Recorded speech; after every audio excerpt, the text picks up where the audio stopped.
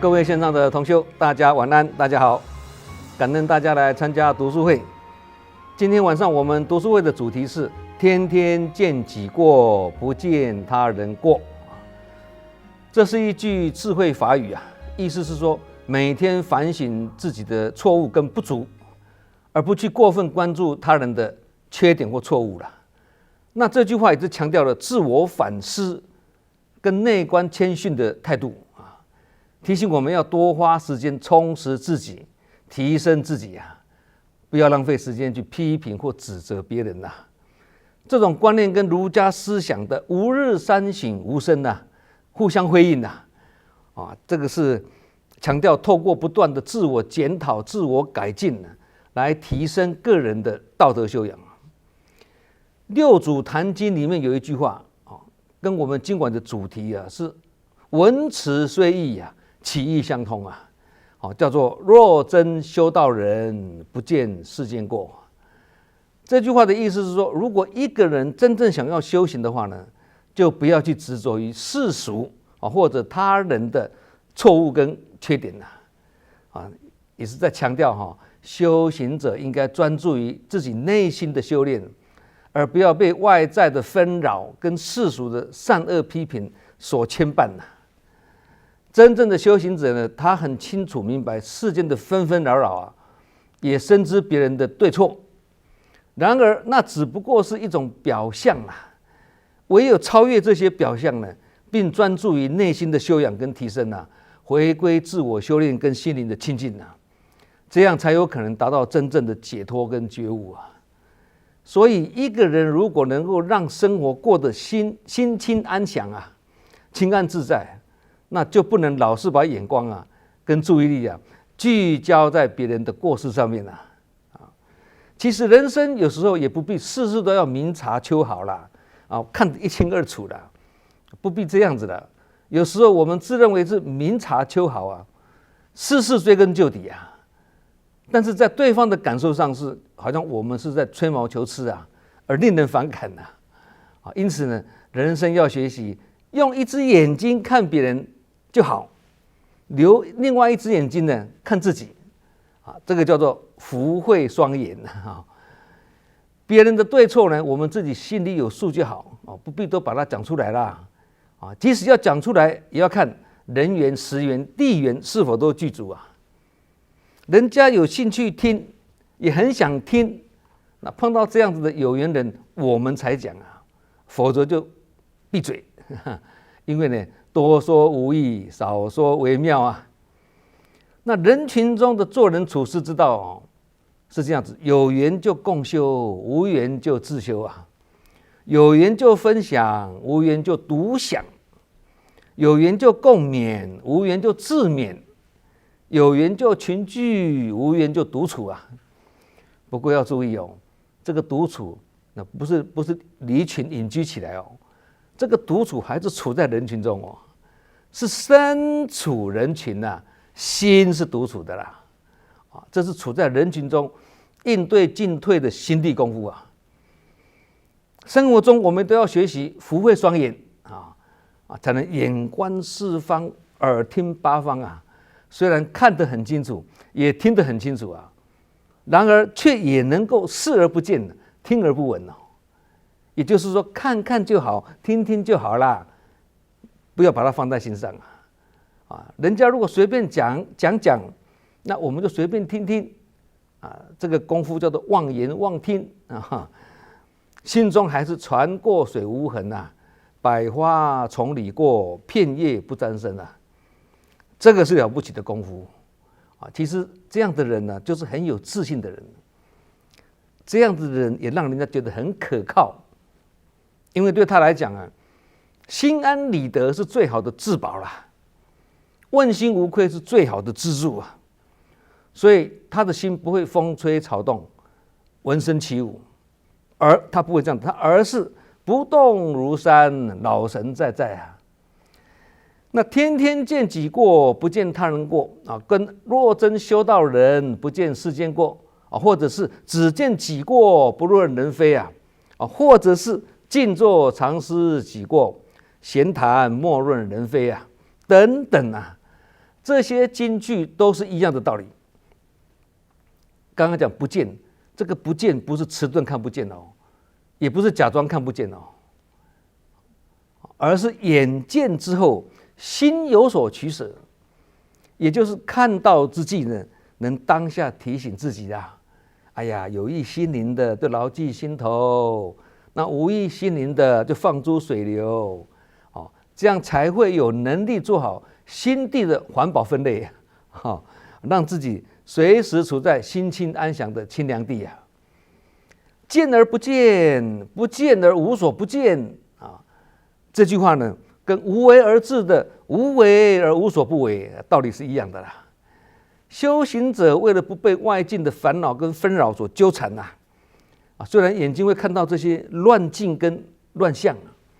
但修行者会选择不把它放在心上啊，这个功夫叫做见而不见呐。那不见而无所不见啊，好像用心一样的，用而不用。每个人都会犯错，如果我们自己都无法避免犯错，那凭什么我们要求别人完美无缺呢？是吗？所以近思语才说嘛，批评别人之前，要先看看自己是否完美无缺啊。凡夫很容易严以律人哦，宽以待己哦，这是凡夫啦，而不是严以律己，宽以待人哦。对别人呢很严格批判，对自己呢是轻松放过啊，尽看别人的缺点不顺眼，但是对自己的缺点跟习气视而不见哦，很会苛求别人，那从来不要求自己，这就是人性的弱点了哈。而且呢，是一种刚强难调服的习气呀。生活中如果时常以行有不得，反求诸己来自我警惕啊，凡事都往自己本身去下反省的功夫啊，这样人跟人之间就会多一份包容跟善解，也会少一份的对立跟误解了，甚至也会没有冲突。因为为了止息纷争，而自己先认错，甚至对的人还主动向错的人道歉啊，这样就是化干戈为玉帛啦，化暴力为祥和啦。那这样怎么可能起冲突呢？不过我们要注意哦，主动认错不代表我们是错的哦，而是我们为了止息无谓的纷争啊，不要浪费时间在这个上面了啊，不这样退一步就很难海阔天空了啊。相反的，如果是意气之争呐，针锋相对的，那就会没完没了了啊，彼此就捆绑一起，纠缠不已啊。即使你赢了战争，也是失去和平的。所以主动认错就是一种金蝉脱壳的功夫啊，也叫做懂进退者为英雄啊，识时务者为俊杰，不是吗？啊，那懂进退者为英雄啊，能做到这样，那冲突、纷争、误解、埋怨、批评等等啊，就会相对的减少啊，那日子自然就过得清安悦乐啊。那一直看别人缺点的人呐，做事不会周全的啦。所以一直在注意别人缺点的人，也需要别人来注意他的缺点。那这样就变成一个恶性循环啦。你挑剔我，我挑剔你，变成每个人所看到的都是别人的缺点，到最后就恶化变成彼此看不顺眼。所以任何事情能够天天反省，反省自己这边，而不是去责怪别人那边，那这样我们就成功了。我们要是反省自己没有错，有错都是别人的错，那这样我们就错到底了，就很难回头的啦。如果还有执着，有个他他错，我对，那我就错了，那对了也是错了，过失都在自己，别人没有过失，别人错了也是对的，我对了也是错的。修行要这样子内观自省呢，才能做到效果了，实在是不简单了哈。那为什么说我对了也是错的呢？因为认为我对了，还是有个我啊，这就是我执啊。我认为我是对的啊，我执着我是对的啊，而我执就错了还有我的念头就不好这就不是菩萨了啦佛经讲得很清楚啊，有我相、人相、众生相、寿者相，即非菩萨。所以做菩萨就不要还执着有个我，有某个人，有哪些人，有寿命长短的我等等。这个就是《金刚经》所讲的嘛，无我相、无人相、无众生相、无寿者相的道理啊。正言上人开示说与人无争则人安呐，与事无争则事安事情的事，与世无争则世安世界的事两个事不一样。所以日子如果要过得平静跟喜悦那就要学习以慧眼、法眼、佛眼去看世间的人跟事这样就比较不会去因为专注在看杯子的缺角跟看别人的缺点常常感到美中不足、有缺陷。因为是与世无争所以对事情比较不会争功诿过啦。因为与人无争，所以对人跟事很容易随顺因缘顺其自然因此心情就比较能够安静稳定嘛。那人的言行会失序呢，是由于心灵纷乱在先。主人都已经心乱如麻了，那仆人当然也会不知所措同理头脑已经不清楚了，那手脚再怎么灵活也没有用对，看起来是手忙脚乱，其实是头脑先乱而心灵之所以会纷乱，那也是因为六根接触六尘嘛，对，造成什么欲缘生心随境而生因为这个缘随那个缘起心动念随那个境界呢念头升起来了。那这个其中有一个很重要的原因是什么？我们的灵魂之窗，也就是眼睛很容易眼见恶色啦，就是该看的没看不该看的看了一堆啦。人家有99个优点，我们却只看到那唯一的缺点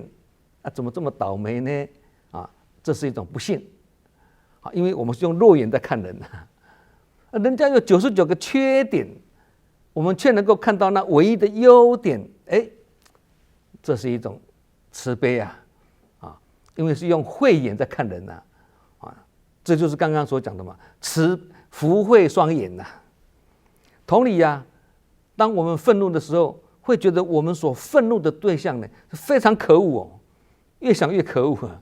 那其实90%的可恶是我们自己内心所投射出来的也就是我们对这个人或这件事情的想法跟看法。所以我们如果能够立即转念告诉自己去责备一个惹我们生气的人，只会让我们更愤怒去埋怨一个令我们忧愁的人，只会让我们更哀伤。心念这样一转可恶的人就没那么可恶的啦。这就是佛法所说的什么自性显现的道理啦。自性显现跟万法唯心造的意思是一样的就像佛印禅师跟苏东坡一个是以佛心看人看万物一切都是佛的庄严显现那一个是以牛粪心看人看万物所以一切都充满了秽臭污浊那佛心看人，人人是佛；鬼心看人，人人是鬼，也是这样的道理嘛。也就是说，一切现象都是由自己内心所投射出来的，这个叫做自性显现因此，跟被看的人无关是跟看人的人用什么心去看有关，尤其是用什么眼去看更是关键的。一切都是这个心在作怪了那心一怪，看什么都怪。心不怪，则即使见怪也不怪。有一位学佛很久的在家居士有一天呢，他跟他的师父说师父，我发现我们的道场最近是是非非很多，我觉得这个根本就不是一个修行的道场，而是一个是非道场所以呢，我想离开。那师父听了之后就跟他说：好，你要离开好，我同意。不过在你离开之前我要请你做一件事情这位弟子回答说：好，请师父吩咐。这师父就讲了请你去倒一杯满满的水，绕着佛堂走3圈，中间不能让这杯水的任何一滴水呢流出来。那这位弟子照做了。绕完3圈之后呢，师父再问他：你刚刚在专心绕佛的时候，有听到什么是非吗？这位弟子恍然大悟啊，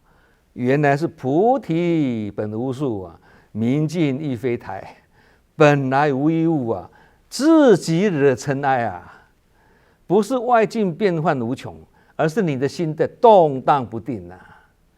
所以当你的心专注在自己充实跟学习之上的时候呢，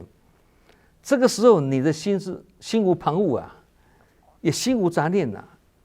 你不会看到别人的缺点，因为你忙得很，也不会听见是非，对，太忙了啦，根本没时间看，也没时间听，所以忙碌也是一种方便法门啦，会让你忙得没时间看别人的缺点，也没时间看别人的习气，更没有时间去说是非、听是非、传是非，也忙得没时间去批评别人，甚至忙得没时间生病，因为忙到忘记自己身上还有病了。这为什么有一些忧郁症跟那个失智症的人啊，去慈济环保站做资源回收啊，最后不药而愈哦。这个就是一种用法之妙啦，也就是靠忙着做一件有意义的事情，去转移生活的目标跟生活的重心，而开创出生命的新视野出来啊。其实这个也不只是做资源回收哦，任何志工工作活动的都是一种生活的寄托，甚至成为心灵的解脱。先不要管了这些志工的活动可不可以让我们了生脱死了，至少它让你忙得没时间醉生梦死啊。所以才说忙也是一种方便法嘛。近似语说忙人无是非，闲人无乐趣，也是指这个意境。不过我们刚刚讲说，这忙碌虽然是一种方便法，不过还是要注意一点哦。闲人虽然有闲人的懵懵懂懂、庸庸碌碌啊，但是忙碌的人也会有忙人的那种浑浑噩噩、空忙一场哦。忙碌的方向跟方法错误就变成青梅无做拱刚啊。所以要如何忙而不乱，忙而不忙第二个忙是眼盲的忙啦很忙碌但是不盲目这是每个在忙碌中的人必须自我警惕的事情为何辛苦，为何忙自己盘点一下自己如果你忙得失去方向、失去目标、失去重点，那这样的忙可能会空忙一场，甚至可能会虚度一生这样的忙碌反而是生活的危机所以千万不要让自己从忙人变成庸人不是帮庸的庸哦，庸庸碌碌的庸了。那什么是庸人呢？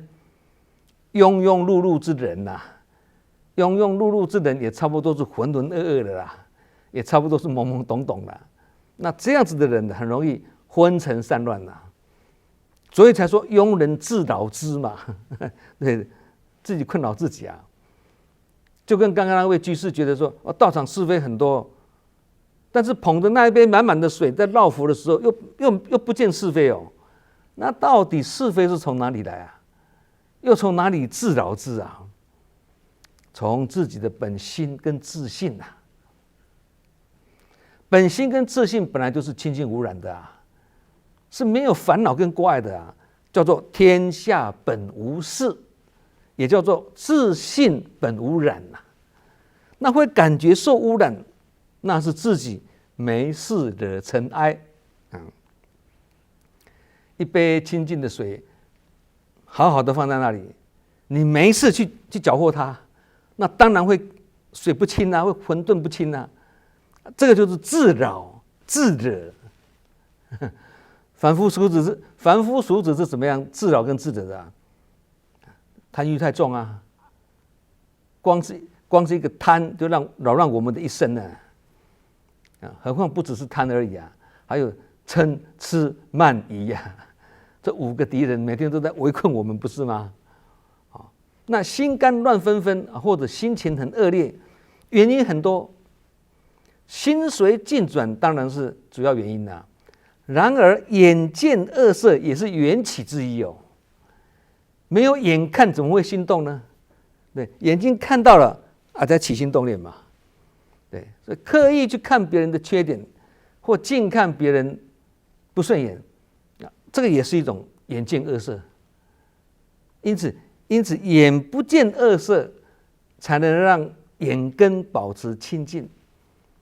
这也是让我们心灵保持清净的一个重要的依止啊。那不见恶色的意思，不是说看不见啊，或视而不见啊，而是看看就好，不要执着啦。看到之后就自我警惕啦，之后就立即放下了啊，也就是所谓的什么事来即应，应过即放啊。这句话我们也提过几次了。事情来了就应付它，应付过后就放了啊，就是这样子。人是感情的动物啦，当然有七情六欲嘛，那不可能没有起心动念呐。然而学佛就是要在起心动念之际呢，令其随起随灭，不至心中啊。起没关系，马上灭掉就好，也不会放在心中。起之时没有所起之心，即使有起心动念，也是生起一念无所住之心嘛。也就是《金刚经》所讲的“因无所住而生其心”嘛，就是这个道理嘛。其实起心动念是很正常的，你不生心的话，怎么去妙用呢？你要用心，也是要起一个用心的念头啊。对，除非你慢慢学到最后用而不用了，那这个是另外一个境界了。那更何况是万法唯心。别人有过错时，如果缘结得好，我们就适时的、善巧的给他提醒了。如果我们觉得说啊，跟他还没有那么缘分，还没有那么深，那我们就宁动千江水，不动到人心啦。最好就闭嘴啦，顶多是拿别人的境界来修自己的心啦，叫做借境修心啦。那我们如果碰到涵养好、有智慧的人，而懂得把握因缘去亲近他，跟他学习，彼此互相成就啊，这个就叫做随处养心啦。有一次啊，一位志工在证严上人面前提，有一位志工发生感情上面的事情的问题的，那上人就听了就说，立即就上人听了之后就有严肃的口气呢，对众随机教育说别人已经做错了，你不要再用你的嘴巴去说别人的错。那证严上人是以这样的睿智来教诲弟子啊，任何境界现前，都要先照顾好自己的心念，不要随境流转迷失真心闻声起舞别人做出错误的示范，让我们警惕，这样他也是我们的老师哦。我们能做的是什么？不是去批评他、指责他，是见不贤内自省，择其不善而改之，不是改别人，改自己，从中警惕自己，检讨自己的这样才是正知正见别人做错那是别人的业我们如果再用自己的嘴巴去说别人的错，那这个就是在扬恶，不是引恶，是扬恶，也是造口业的。这样两个人就变成共业了互相影响，不是吗？有人会质疑说，这个这么明显又离谱的过错，怎么可能看不到呢？说的也没错，不过我们心里有数就好了，不要说出来，说出来也没有什么好处嘛，不是吗？反而会扰乱人心净化人心都来不及了，还扰乱人心然而证严上人也同时提醒我们隐恶扬善虽然是一种美德，但如果是非善恶分不清，这样就很要不得。意思是说，我们虽然看不见他人过，也不见世间过，但对错心里总要有个数否则变成扯烂污啦，是非对错不清不楚这样就不对了也因此呢，证严上人常教诲慈济人门内对错可说，门外是非莫传关起门来，把是非对错拿来检讨这个可以但是不是检讨谁做的不好，而是看以后怎么做会更好这样是积极正向的一个思维嘛。这也是一种大哉教育相反的，开会时你不来，人家开完会大家有共识的，你却意见一大堆，甚至说三道四唱反调，那这个就是传是非造口业。因此同样一句话在开会中提出来，人家会感恩你的用心开会，积极发表建设性的意见不管大家有没有采纳我们的意见，我们是抱持着提出意见是我的责任，人家要不要采纳那是别人的权利对，一切平常心那以这种心态参加开会，那就是把它当作一种法会咯，从中入法自然就会增长智慧。那眼睛常常在看别人的过错，或净看别人不顺眼这样心灵不会平静心灵不平静，就好像海水不平静一样海水不平静就会起波浪对不对？就会有喜好跟厌恶的波浪就是心灵不平静的话，就会起喜好跟厌恶的波浪，而这些波浪会阻碍我们看清事情的视线。同理，心灵也必须保持平静无波浪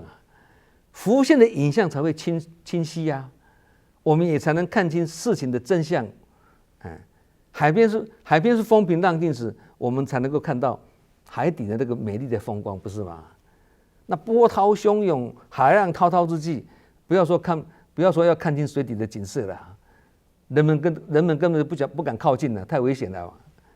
就好像我们在发脾气一样没有人敢靠近我们道理是一样的因为一个人在发脾气的时候，面一定是面红耳赤血脉喷张就好像发疯一样这个时候别人先看到的是我们发疯的面相，不会去了解我们生气的真相。所以唯有让心灵平静跟安详，心灵才会找到归宿，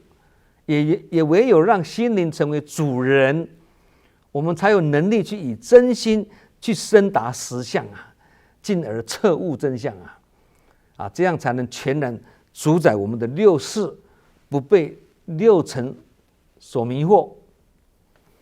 有一个道理我们要很清楚，就是我们现在所遇到的障碍都不是别人所给我们的，而是过去自己所造的。这种因果道理懂了，我们就会了解《论语》所说的君子求诸己的道理因为道道相通法法相通道理透彻了，就会凡事都先自我警惕、自我忏悔，不会凡事都怪罪别人。相反的，这个道理不懂，那就会小人求诸人什么事不顺利、不如意，都是先怪罪别人，都是别人的错这样的心态，孔子认为是小人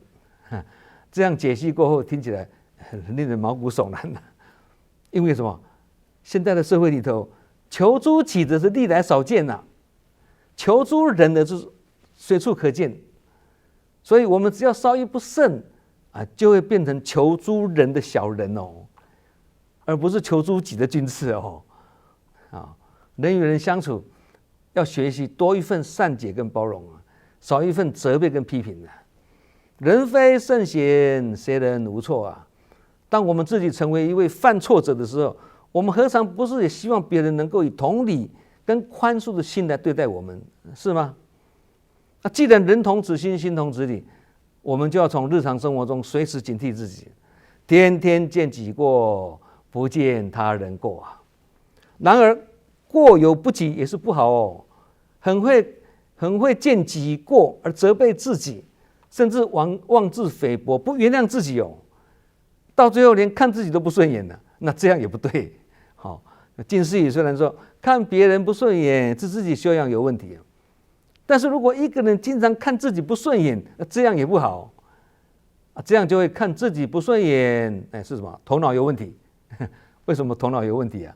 因为信心有问题，没有自信这样就不好。因为对自己不满意或不能接受自己的人，情况一旦恶化的时候，有可能会采取一种高高在上的心态来壮大自己这种心理现象叫做自卑。因为自卑而衍生为自大这个就更严重了，叫做卑劣慢这个比自卑更严重所以有时候我们也会不满意自己的决定对于自己做的决定好像不太满意啊，但错误已经造成了，我们也只能自我期许，好，下不为例，下次改进，警惕自己不二过，把过去失败的做法当作教训，然后继续往前走，向前看。那这个时候呢，也不能自责太深，而不放过自己哦，不原谅自己哦。近似语虽然说原谅别人是美德，原谅自己是损德，然而如果自责太深，不原谅自己哦，这样也是不对哦。所以我们什么事情都是要适可而止啊。好，我们今天晚上读书会就讲到这里啊。天天见己过，不见他人过，就分享到这里。感恩大家来线上共修，我们下周同一时间再见。